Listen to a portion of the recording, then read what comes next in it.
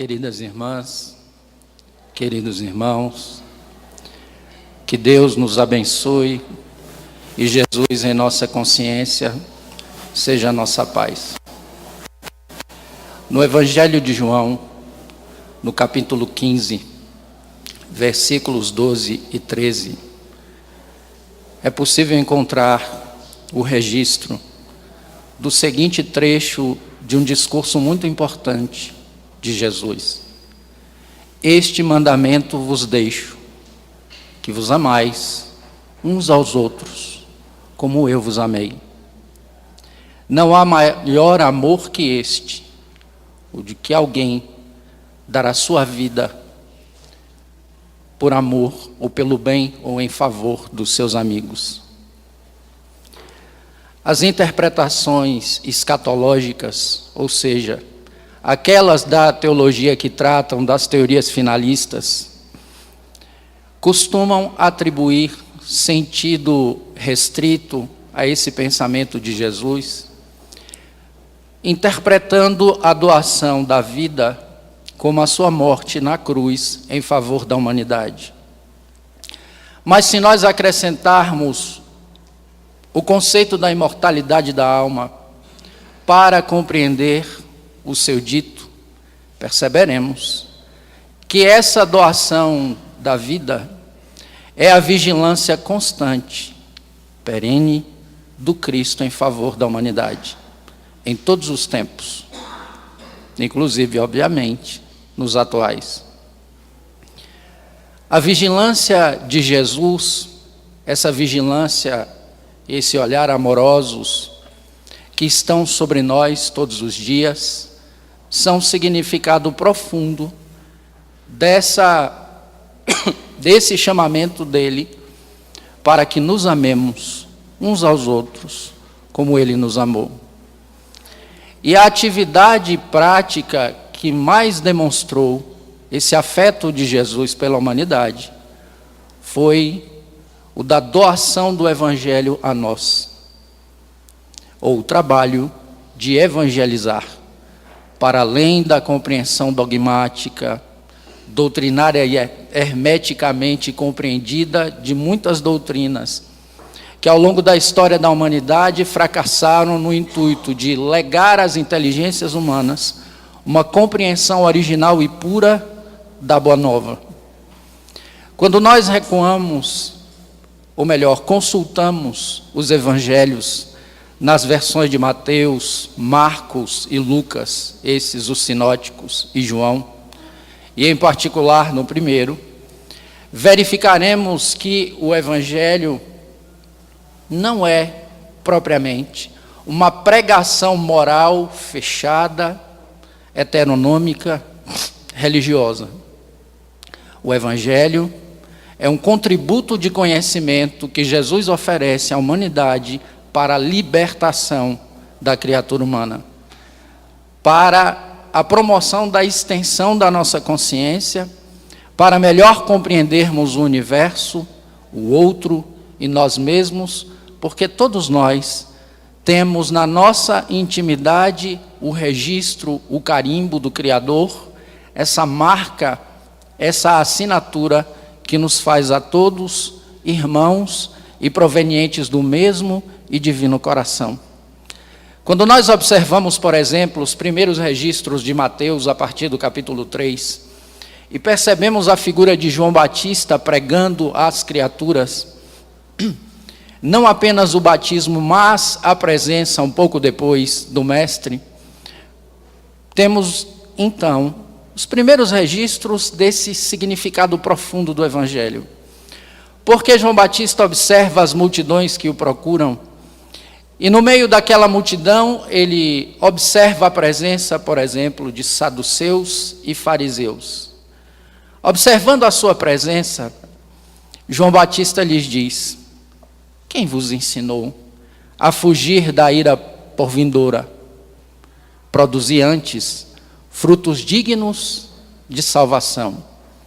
E um pouco antes, João Batista fala ao povo dizendo: arrependei-vos, porque o reino de Deus está próximo.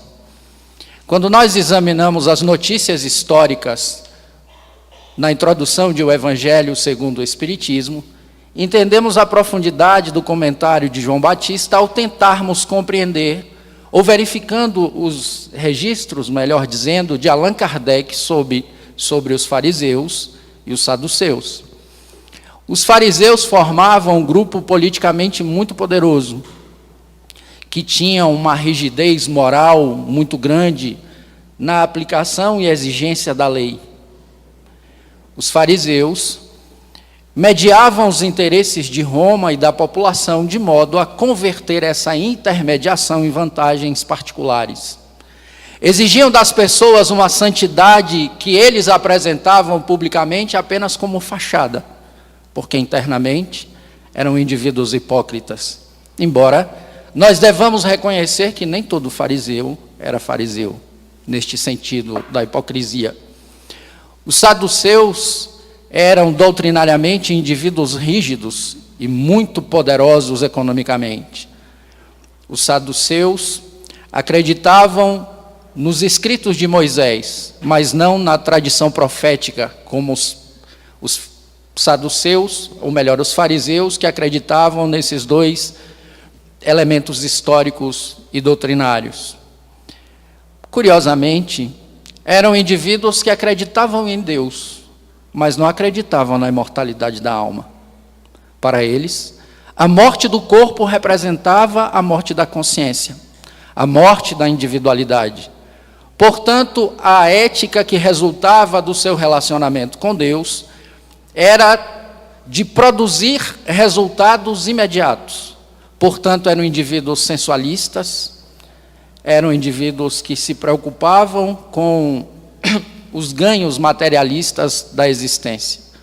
A esses dois grupos é que João Batista lança a sua provocação. Quem vos ensinou a fugir da ira por vindoura? Produzi antes frutos dignos de salvação, porque a conduta vale mais do que o discurso ou a aparência. Quando Jesus chega e se apresenta ao povo, ele atualiza o discurso de João Batista dizendo: arrependei-vos, porque o reino de Deus é chegado. E nos estudos das traduções bíblicas do grego para o português, a palavra que foi utilizada no texto grego, fazendo a tradução do hebraico, é metanoia. Mudai as vossas mentes. Arrepender-se é mudar de mentalidade, mudar a maneira de compreender a existência, mudar o lastro dos valores morais, para, a partir dessa mudança, se adaptar a ela, tornando-se um indivíduo melhor. Portanto, é esse Jesus que vai apresentar à humanidade um Deus bom, Pai, amoroso, acolhedor, perdoador, diferente daquele Deus que está nos registros dos cânones do Velho Testamento, que era um Deus vingativo, um Deus tribal, um Deus que tinha suas preferências. É Jesus que promoverá, por exemplo, a chegada do Evangelho aos gentios, aqueles que não eram da tradição judaica, se utilizando, por exemplo, das habilidades de Paulo. Mas, sinteticamente, o que mais importa é que esse trabalho árduo constante, que era o trabalho de evangelizar, era um trabalho movido pelo amor. Por isso, o que nós intentaremos nesta noite é entender essa identificação que há entre os dois verbos, evangelizar e amar. Qual identidade existe entre eles, a ponto de nós dizermos que um é o outro, ou que, se movimentando conforme o conteúdo de um, o indivíduo também se movimenta conforme ou de acordo o conteúdo do outro. Para isso, nós, obviamente, analisaremos o trabalho de evangelizar à luz do pensamento espírita, para que entendamos o esforço, inclusive, de Allan Kardec e dos espíritos, para atualizar esse conteúdo profundo do Evangelho, que ao longo da história da humanidade sofreu impregnações de outras doutrinas, de outras culturas, que lhe retiraram a espontaneidade, a originalidade, a identidade inicial. Se nós observarmos, por exemplo, o fato de o Império Romano ter, nos séculos III e IV, primeiro, suspendido as perseguições aos cristãos por meio dos editos de Constantino, e depois, no século IV, com Teodósio, ter estabelecido o cristianismo como religião do Estado, perceberemos que houve um dano colateral, que foi a impregnação do cristianismo pelos conteúdos do helenismo. O pensamento politeísta, os ritos, o culto, as imagens, etc., que eram elementos estranhos, inclusive ao judaísmo, que fundamenta na face da terra, por exemplo, uma concepção não antropomórfica de Deus, porque um dos 10 mandamentos diz que é proibido criar qualquer tipo de reprodução imagética do Criador. Mas os judeus tinham uma concepção antropopática de Deus, ou seja, impregnavam a ideia de Deus de sentimentos humanos. E é por isso que nos cânones veterotestamentários, Deus aparece com as características que dissemos, da parcialidade, da vingança, etc. O Deus que Jesus apresentará está escoimado, livre desses detritos que lhe foram lançados ao longo do tempo. E a doutrina espírita, quando vai apresentar o Evangelho como seu alicerce moral, tentará trazer de volta a pureza original do Evangelho. Mas para nós examinarmos em particular a ação de evangelizar, esse trabalho relevante que neste mês de fevereiro, aqui no Centro Espírita Antônio Cruz, e nos anos porvindouros em toda a cidade, será refletido, é preciso que nós tentemos conceituar de maneira simples educação e, a partir do conceito de educação, tentar entender quem é o educador e quem é o educando no contexto geral dessa dinâmica. O conceito de educação sofre etimologicamente a influência de 2 termos latinos, educare e educere. Um deles tem a ver com a nutrição, a transferência de informações, que gerou o conceito de instrução. O outro, o segundo termo, tem a ver com despertar da intimidade do indivíduo aquilo que lá já está em potência. Como se dentro do indivíduo houvesse uma semente e o educador tivesse o papel de cultivar essa semente, ou cultivar o solo, permitindo que ela, de dentro para fora desse solo, se potencialize e dê todos os resultados de flores e frutos que ela é capaz de dar. Infelizmente, muitas vezes nós consideramos o conceito de educação como a mera instrução, como se a instrução ou a transferência de conhecimentos, fosse o elemento único do processo educativo. Mas instruir é, de fato, um elemento muito importante. E, em particular, para nós meditarmos sobre essa dimensão da educação, lembremos que o grande personagem João da Ega, de Eça de Queiroz, interpretado por Selton Mello, com seus ditos irônicos, costumava dizer: para educar, para ensinar, há uma formalidadezinha a cumprir, saber. Ou seja, o indivíduo não pode ensinar aquilo que ele não sabe. Se o indivíduo, por exemplo, for trabalhar com evangelização, considerando qualquer faixa etária, a partir da matriz espírita de pensamento, claro que terá de conhecer, pelo menos, os princípios básicos, ou melhor, os princípios fundamentais da doutrina espírita. Porque esses princípios fundamentais são requisitos racionais importantes de compreensão de qualquer fenômeno a partir daquilo que a doutrina espírita apresenta, inclusive o próprio educador e o próprio educando, como tentaremos abordar um pouco mais adiante.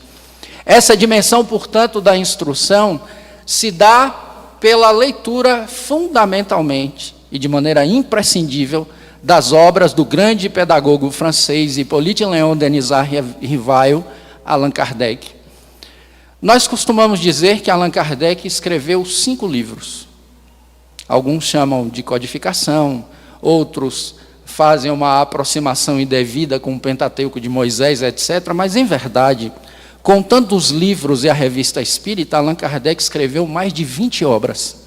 E na Revista Espírita, durante os 12 anos de publicações mensais, Allan Kardec escreveu textos valiosíssimos sobre religiosidade, sobre moral, sobre as experiências mediúnicas que foram realizadas na sociedade parisiense, e outras tantas questões filosóficas que tinham por objetivo analisar, inclusive, o cotidiano da época.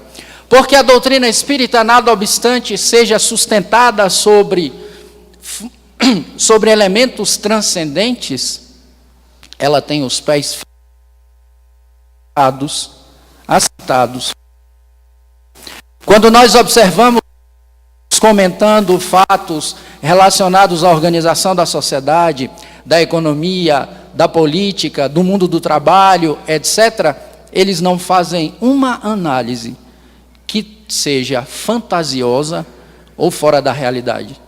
Se nós observarmos, por exemplo, a nota que Allan Kardec insere, inspirado pelos Espíritos, na última página da Lei de Trabalho, compreenderemos isso como um único exemplo. Kardec escreve mais ou menos o seguinte: há um elemento sem o qual a economia não passa de uma teoria vazia, e esse elemento é a educação. Mas não a educação que instrui apenas, mas a educação que gera valores morais. Mas não os valores morais apenas conforme os livros, mas aqueles que alteram as atitudes. Porque educar consiste fundamentalmente em criar, gerar bons hábitos. A visão, portanto, educativa de Kardec respeita a própria linhagem de pedagogos da alma, da qual ele fazia parte. Porque ela começa com o tcheco Ian Comenius, passa pelo suíço Jean-Jacques Rousseau, chega até Pestalozzi, e no Instituto Yverdun, o Instituto de Pestalozzi em Yverdun, foi onde Kardec estudou e aprendeu esses elementos de educação. E eles influenciarão muitíssimo a construção da doutrina espírita nos célebres diálogos de Kardec com os espíritos. Portanto, é muito importante ter algum domínio desses conteúdos para poder lidar com os educandos, com o conhecimento espírita que nós devemos transmitir, porque nenhuma estratégia materialista vai dar conta das necessidades profundas dos espíritos. E é por nós termos uma consciência ainda majoritariamente materialista se manifestando na humanidade que nós temos sérios problemas. Porque, como nós temos, por exemplo, o medo da finitude, porque confundimos a nossa essência com o corpo que nos reveste, esse medo da morte faz com que a expectativa de bem-estar e de felicidade da vida tenha um tempo muito curto. E nós fazemos, muitas vezes, sacrifícios morais graves para tentarmos ser felizes buscando a felicidade, porém, em fontes onde ela não está. E é por isso, por exemplo, que no quesito 922 de O Livro dos Espíritos, Kardec escreverá: a felicidade na Terra depende da posição de cada um. Aquilo que consiste na felicidade de um há de ser a desgraça do outro, mas haverá um nível de felicidade média para os seres humanos, ou para os homens, conforme a linguagem que ele utiliza no livro. Com relação à vida material, dizem os Espíritos, é a posse do necessário. Com relação à vida moral, a consciência tranquila e a fé no futuro. As bases desse raciocínio não são materialistas, são bases espíritas, portanto transcendentes. Mas quando nós vamos analisar o educador e o educando, esses elementos são muito importantes, ou melhor, a matriz espírita de pensamento é muito importante. Porque o primeiro problema que nos vem à cabeça é: qual é a real natureza de uma individualidade humana? O que ela é? Vários filósofos tentaram explicar isso. Nós temos pensadores, como já citado Rousseau, que afirma que o ser humano é uma alma perfeita, boa, que sai assim das mãos de Deus. Mas a sociedade elaborada pelo homem, a partir do princípio da propriedade, conforme a crítica dele, em Rousseau, tornou os indivíduos egoístas. Cabe à família o papel de reconduzir essa alma à sua natureza original.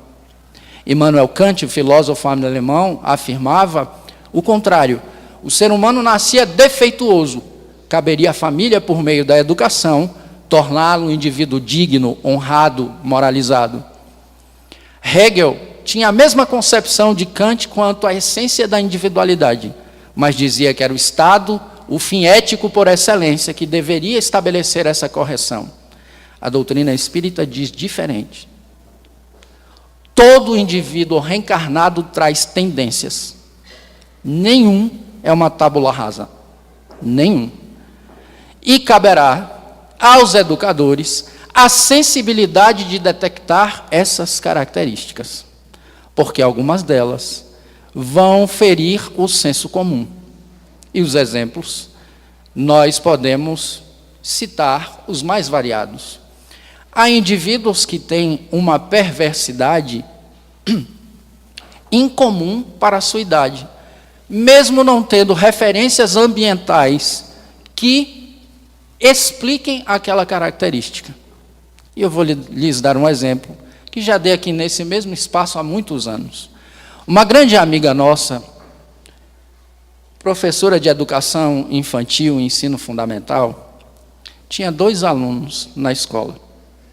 Por acaso, a minha filha também estudava nessa escola.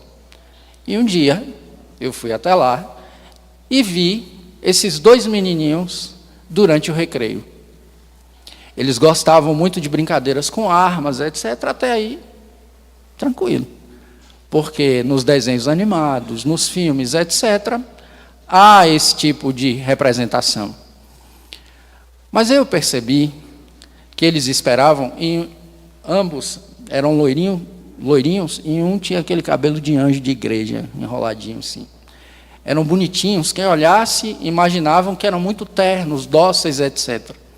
Eu pensei o mesmo, apesar da brincadeira com armas, até observar as crianças subirem no escorregador e eles subirem atrás.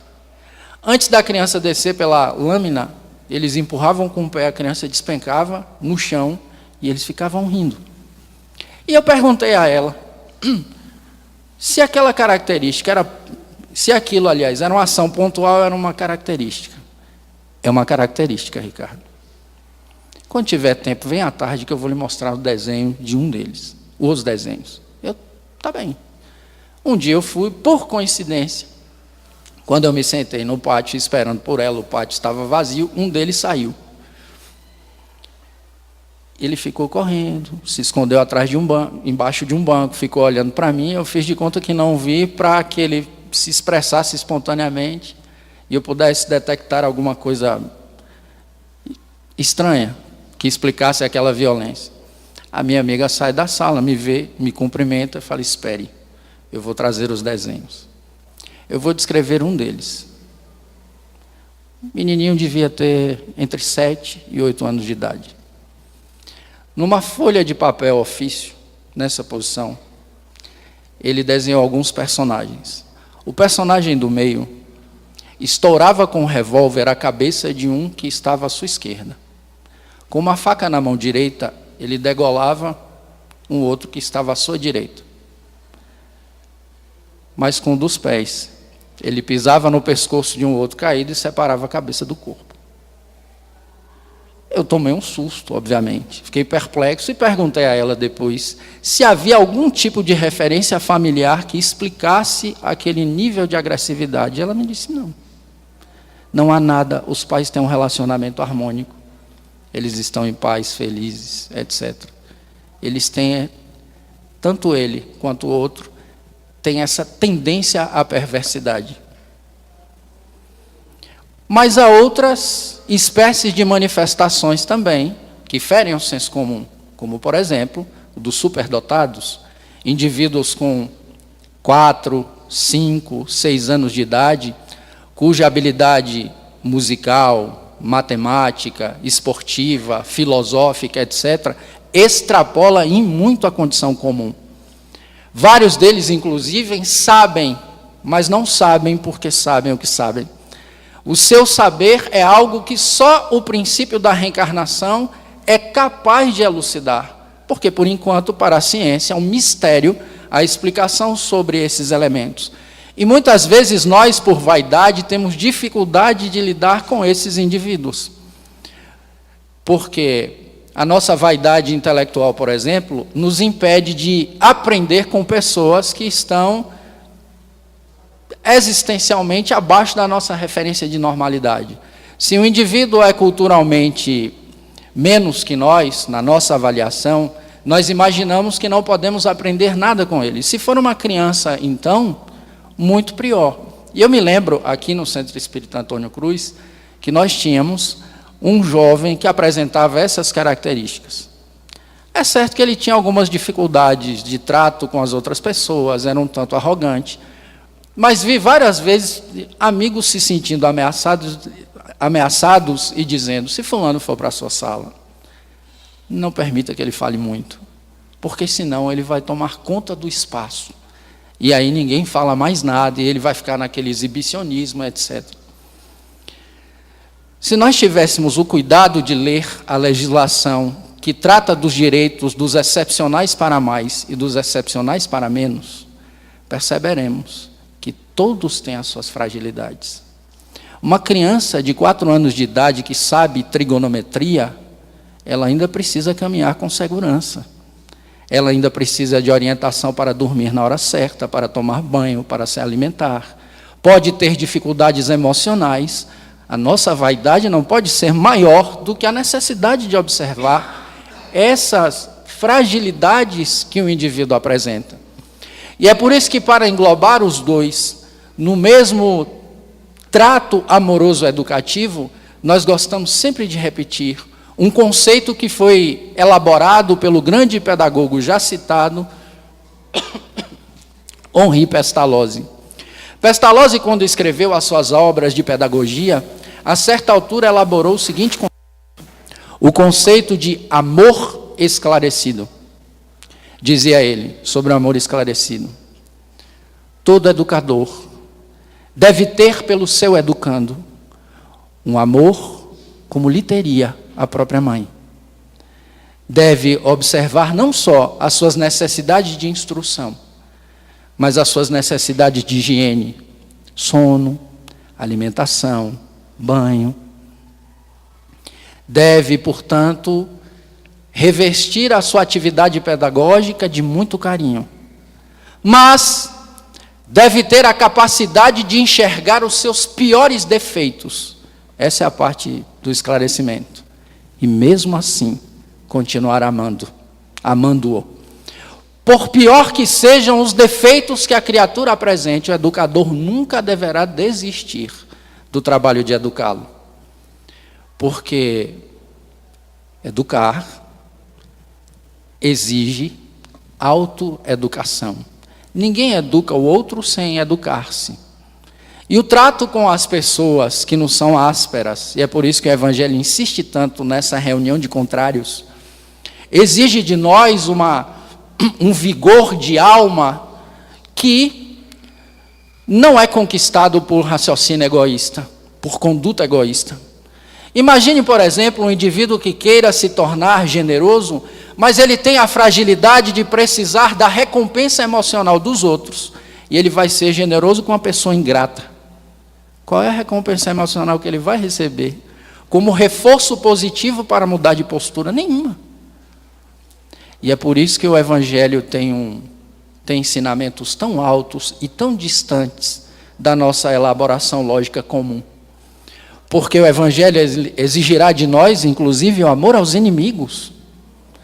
Portanto, o indivíduo deverá ultrapassar a barreira do próprio egoísmo para conseguir realizar esse trabalho, neste caso, de se tornar mais generoso, ou no outro de ser mais solidário, mais amoroso, independentemente da reação alheia, e isso é difícil. E aí eu me lembro que, há poucos meses, estudando o Evangelho com uma amiga, num trecho em que, no Evangelho segundo o Espiritismo, analisa-se o amor aos inimigos. E ela virou-se para mim, a certa altura, angustiada, e me disse assim: eu acho esse um dos maiores desafios do aprendizado do Evangelho. Foi qual? O de amar os inimigos, ué. Por quê? Ela me disse: eu não concebo a ideia de ter um movimento afetivo por alguém que eu não gosto. Como é que eu vou sentir amor por alguém por quem eu tenho antipatia? E eu lhe perguntei assim: fulana, amor é substantivo ou é verbo? Ela é substantivo. Eu falei, tá. E amar é substantivo ou é verbo? É verbo. O que o autor do texto diz sobre esse verbo? Não devolver, aliás, pagar o mal com o bem, ser justo, não se regozijar com a queda daquele que lhe é o desafeto, produzir o bem independentemente da postura do outro. Não tem a ver, num primeiro momento, com despertar do afeto, tem a ver com atitude, movimento. Porque é o movimento que gerará depois o sentimento. Mas é óbvio, a intenção de mudar de postura já é uma revolução moral dentro da consciência da criatura. Porque ela está disposta, pelo menos intelectualmente no primeiro momento, a amar, inclusive os inimigos. Agora, se o indivíduo não imaginar que o amor aos inimigos será permeado pelos mesmos sentimentos que nós temos pelos amigos e pelos irmãos, fracassará imensamente, porque não é disso que o Evangelho trata. Ame, ou seja, tenha uma postura bondosa. No quesito 886 de O Livro dos Espíritos, que trata da lei de justiça, de amor e de caridade, Allan Kardec, tratando desses elementos, aborda de uma maneira diferente dessa do senso comum. A forma como Allan Kardec trata o sentido da palavra caridade aparece assim: qual o verdadeiro sentido da palavra caridade conforme a entendia Jesus? E os espíritos respondem com uma prescrição: benevolência para com todos, indulgência para as imperfeições dos outros, perdão das ofensas. São ações. A benevolência é o ato de produzir o bem, neste caso, para qualquer pessoa, independentemente de credo, de posição social, de características transitórias outras. É ser benevolente, sempre. No trato com o outro, tentar agir produzindo o bem para ele é ser benevolente. Ser indulgente é ter tolerância e respeito pelas dificuldades, fragilidades, defeitos que os outros apresentam. O Espírito José, que é o primeiro que assina um dos 3 textos sobre a indulgência no Evangelho segundo o Espiritismo, afirma que a indulgência acalma, soergue e atrai, enquanto o rigor desanima, afasta e irrita. Imagine o indivíduo no papel de educador, o evangelizador do centro, o pai, a mãe, o tio, o irmão mais velho, que detecte no educando, que pode ser uma criança, pode ser um adulto, um determinado defeito. E percebe que, de um determinado momento em diante, o indivíduo faz um esforço enorme para vencer aquela dificuldade. E quando ele produz o seu primeiro ato bom e vem contar para nós, nós dizemos assim: não fez mais que a sua obrigação. Que estímulo, não? Quanto estímulo ele terá para continuar no percurso? Essa postura do educador é muito influente. E não é por uma razão qualquer que a mais bela definição de educador, pelo menos na nossa opinião, é cunhada por Jesus a partir dos seguintes valores: aprendei de mim, que sou manso e humilde de coração. A mansuetude de Jesus fazia com que o seu ato de educar não fosse violento. em momento nenhum, o discurso era pacífico, até quando ele usava de energia. Era só para tirar o indivíduo da zona de conforto. Mas ele era manso, não violento, e era humilde, porque ele se conhecia. A humildade não é o indivíduo se apresentar menor do que é, com um discurso de falsa modéstia. Sobre isso dirá Mário Quintana: a modéstia é a vaidade escondida atrás da porta, quando o indivíduo tem uma postura meramente aparente de humildade. Jesus não. Ele estava tão integrado ao seu papel e à sua essência, que dizia aos seus discípulos: vós me chamais o mestre e o Senhor, e dizei-o bem, porque eu sou. Mas quando o comparavam com Deus, ele não aceitava, porque não era o seu lugar. Ele compreendia isso. Então, quando nós entendemos esses detalhes do indivíduo que será educando o educador, o processo da educação ganha dimensões mais relevantes. Vou dar 2 exemplos. O desse menino que esteve aqui na casa há muito tempo, e ele tinha uma postura de pensar demais e sentir de menos.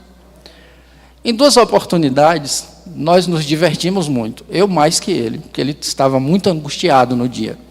Eu estava na recepção e ele entrou, eu estava conversando com algumas pessoas, e ele, perto de mim, começou a esfregar as mãos, ansioso, a boca seca. Aí ele se aproximou e me perguntou o seguinte: Ricardo, eu posso falar com você? Eu falei: pode. Tá bom.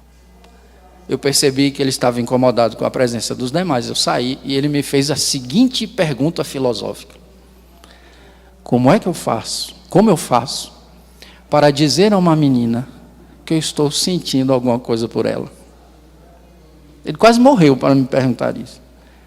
Eu olhei para ele e disse: você vai sair desse lugar que você está, vai até onde ela está, vai abrir a boca e vai dizer.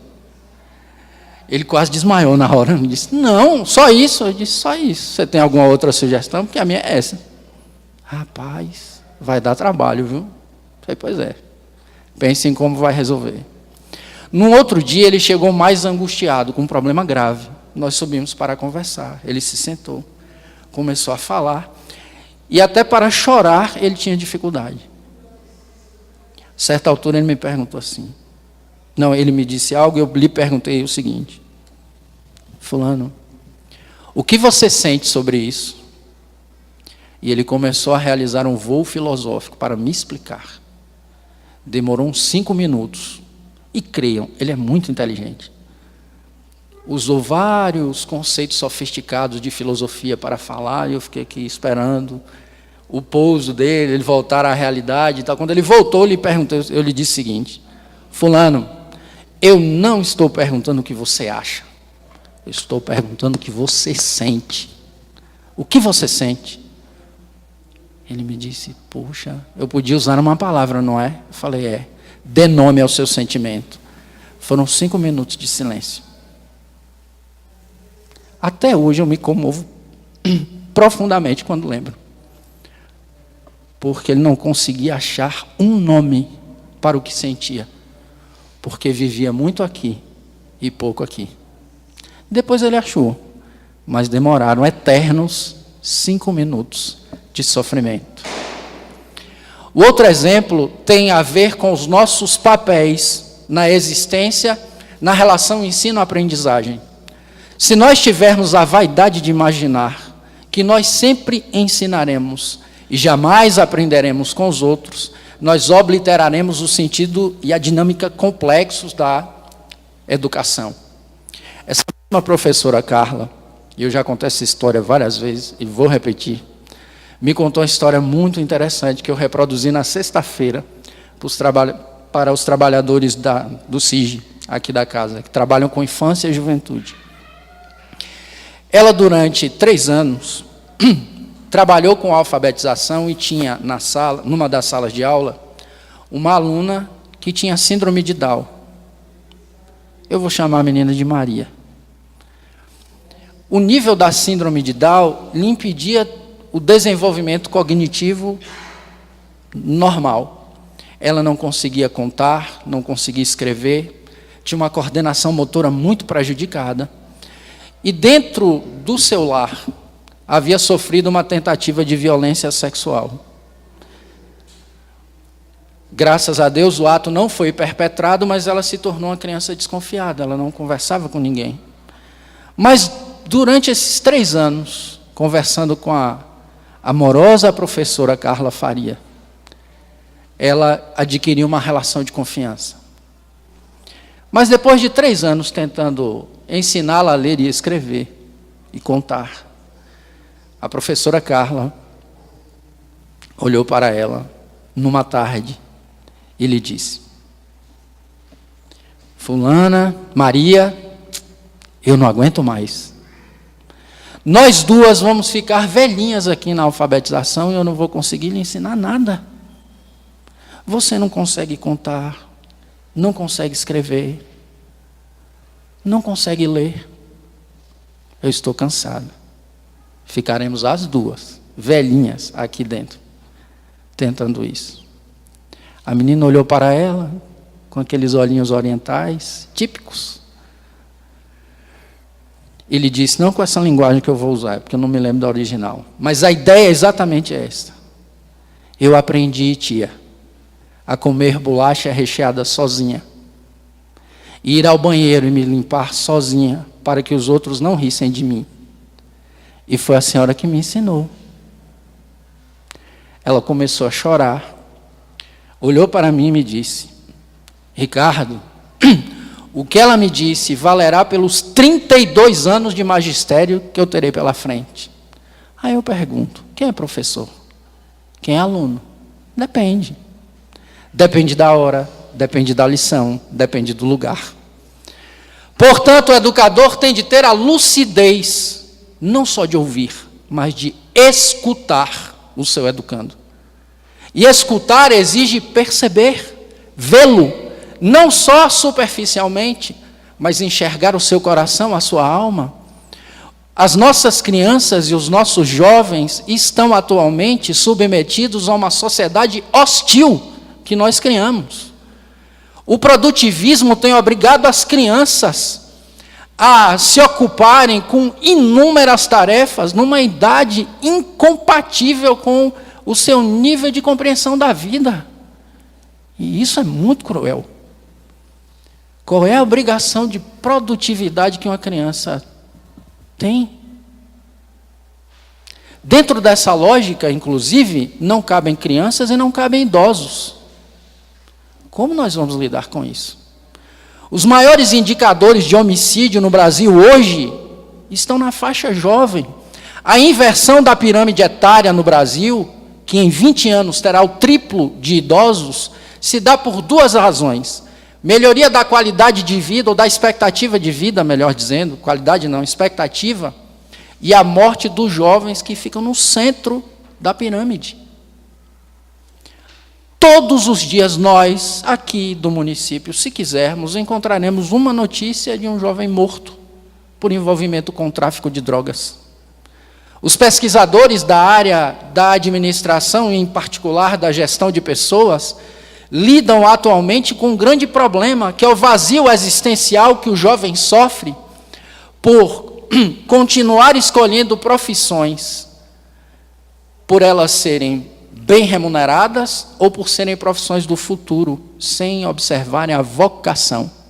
E a sociedade inteira paga porque o indivíduo está depois desajustado à sua função produtiva, porque ele detesta o que ele faz.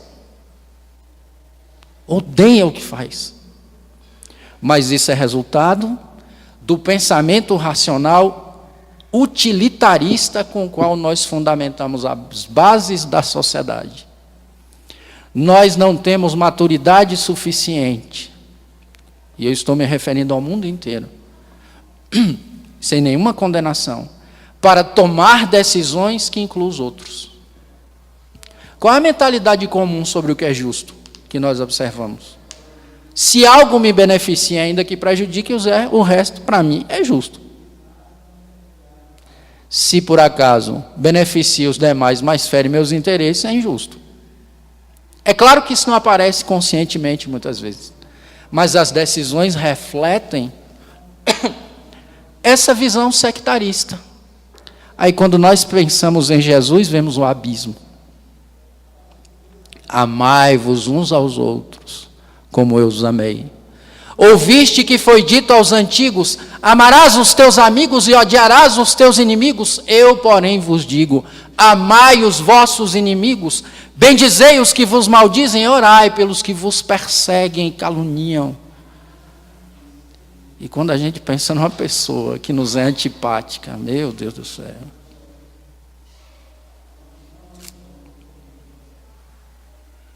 Percebemos a distância que há entre aquilo que Jesus diz e sabemos e aquilo que conseguimos sentir. Mas óbvio, o que explica isso é o nosso nível de maturidade espiritual. E é por isso que o Evangelho propõe ações. A pedagogia de Kardec, antes do Espiritismo e depois, para quem quiser ler os textos pedagógicos de Rivail, e os seus textos educacionais dentro da Revista Espírita, dentro das obras, e a própria pedagogia que se encontra no Evangelho é uma pedagogia de ação. E ações que Jesus demonstra de forma peremptória. Não há talvez, quem sabe. Jesus não diz assim, bem-aventurados os mansos, porque talvez eles herdarão a terra. Não, herdarão a terra. Eu desafio a qualquer um dos amigos a procurar um talvez no discurso de Jesus, ou mais ou menos. Não existe, porque ele é assertivo, ele tem consciência e segurança do que diz. E Jesus tinha, como exemplo de educador, uma capacidade de perceber as necessidades dos outros, que nós ainda precisaremos muitos anos examinando para poder aprender em plenitude. É Jesus, por exemplo, que vê os discípulos impedirem adultos de trazerem as crianças que queriam vê-lo, queriam abraçá-lo, e lhes diz, deixai vir a mim as criancinhas, e não as impeçais, porque o reino de Deus é para elas. Em verdade vos digo, que quem não se fizer como uma criança, não entrará no reino dos céus. Jesus está falando de espontaneidade. A capacidade de lidar com o discurso fluente, por exemplo. Porque a criança, claro que cabe aos adultos moldar essa característica, mas elas falam o que pensam. Elas apresentam uma disponibilidade para o aprendizado que nós precisamos ter também. E é esse Jesus que aparece numa cena do Evangelho, que demonstra, na nossa modesta opinião, o ápice da sua habilidade educativa, e que serve para nós outros compreendermos que, de fato, evangelizar é amar. Um mancebo rico se aproxima de Jesus, movido por alguma inquietação, depreende-se do texto, e lhe faz a pergunta mais alta que um ser humano, filosoficamente, lhe poderia fazer: Mestre, que bem devo eu fazer para conquistar a vida eterna? Jesus olha para o rapaz e lhe diz: cumpra as leis. Quais leis? Não matarás, não adulterarás, não furtarás, não cometerás falso testemunho, honra a teu pai e a tua mãe e ama o teu próximo como a ti mesmo. Mas eu cumpro e guardo essas coisas. Se cumpres e guardas essas coisas, faze muito bem. Mas se queres mesmo ser perfeito, volta, venda tudo quanto tens e dá aos pobres, e terás um tesouro no céu. Depois, vem e segue-me. E o rapaz cai em profunda frustração e vai embora, ensejando a Jesus contar para os seus discípulos a parábola do rico e do camelo. Mas a grandiosidade desse ato educativo só aparece quando nós examinamos as entrelinhas. Jesus sabia observar a personalidade sem perder de vista a essência. Por exemplo, Ele sabia que estava lidando com um judeu. Como um judeu aprende as leis? Lendo, relendo e memorizando. Um dos critérios de pestalose que Kardec costumava abordar era o do indivíduo nunca memorizar uma coisa que antes não tenha passado pela sua inteligência. Primeiro o indivíduo compreende, depois ele memoriza, não o contrário. Porque senão ele vai memorizar uma frase sem sentido nenhum. Então aquele rapaz tinha um domínio mnemônico da lei. E Jesus lhe diz, cumpra as leis. Ele pergunta quais, e ele diz quais são. O rapaz sente ainda a mesma angústia, e ele pergunta, mas se eu cumpro e guardo, o que me falta? Volta, venda tudo quanto tens, dá aos pobres, terás um tesouro no céu. Depois vem e segue-me. A frustração, que parece um final infeliz da história, é a grande vantagem com a qual ele sai do diálogo. Porque a frustração que ele diz qual é o problema, qual é a sua angústia. A incompatibilidade entre a aspiração de salvação e o apego aos bens materiais. Ele só viu isso quando Jesus abordou o problema. E não é um problema com a riqueza. Porque os conselhos que Jesus deu a Zaqueu não foram os mesmos. Embora Zaqueu também tivesse problemas materiais. Sendo um indivíduo muito rico, etc. Ele não mandou Zaqueu pegar todo o dinheiro dele e doar. Ele disse àquele indivíduo. Por que ele disse? Porque o evangelho não é uma bula cheia de receitas generalistas. Cada pessoa está dentro de uma realidade. Se a pessoa não entende isso, o processo educativo não funciona. E aí, meus amigos, me permitam reproduzir uma inquietação de vários evangelizadores, e eu cheguei a ouvir isso na sexta-feira. Pessoas que dizem, você tem de trabalhar na juventude, na educação da infância, porque certamente no passado você criou um problema para crianças e jovens e agora você tem de pagar. E eu fico me perguntando se o amor deixou de ser o motor das coisas no universo. Uma pessoa não pode fazer nada por amor, não? Claro que pode. É o que o seu coração pede? Então faça. Faça, porque é bom. Retirar uma pessoa da escuridão espiritual e lhe dar o mínimo de luz é uma bênção para o que recebe e para quem dá. Por que essas incoerências, esses raciocínios antidoutrinários? De uma perspectiva determinística de lei de causa e efeito, quando Kardec diz que é a lei de justiça, amor e caridade que resolve esses problemas. A lei não é determinística. Deus não pune, Deus educa. Quando nós, por exemplo, criamos uma coerção, uma sanção e aplicamos a um filho, o nosso interesse não é punir, embora o façamos, o interesse é erguer. E nós ficamos reproduzindo essas coisas, sem sentido nenhum. E é por isso que nós insistimos tanto. Leiamos Kardec. Porque o bom senso de Kardec nos livraria desses absurdos, esses detritos interpretativos, se me permitem um termo forte. Mas o que importa é que Jesus teve a delicadeza de fazer o educando perceber qual era a sua necessidade. E teve a delicadeza de não interferir na decisão. O rapaz sai, ele não reclama, não fala mal, nada. Conta, de fato, a parábola do rico e do camelo, mas não maltrata o rapaz. Por quê? Porque ele sabe que em algum momento, Deus que tudo vê, e sobre cuja palma da mão todas as coisas acontecem, vai resolver o problema, junto com o rapaz. Então nós precisamos respeitar também o tempo. Mas esse mesmo Jesus, que nos legou essa mensagem tão importante, de amor à humanidade, nos diz também, num dia registrado pelos evangelistas Mateus e Lucas. Ele estava numa montanha, porque a sala de aula preferida de Jesus era toda aquela que correspondesse à necessidade dos seus educandos. E naquele dia era o ar livre, o ar puro da montanha. Ele estava cercado de indivíduos frágeis. Alguns eram doentes do corpo, Alguns traziam transtornos mentais graves, outros traziam vazio existencial e buscavam na figura do mestre algum tipo de orientação.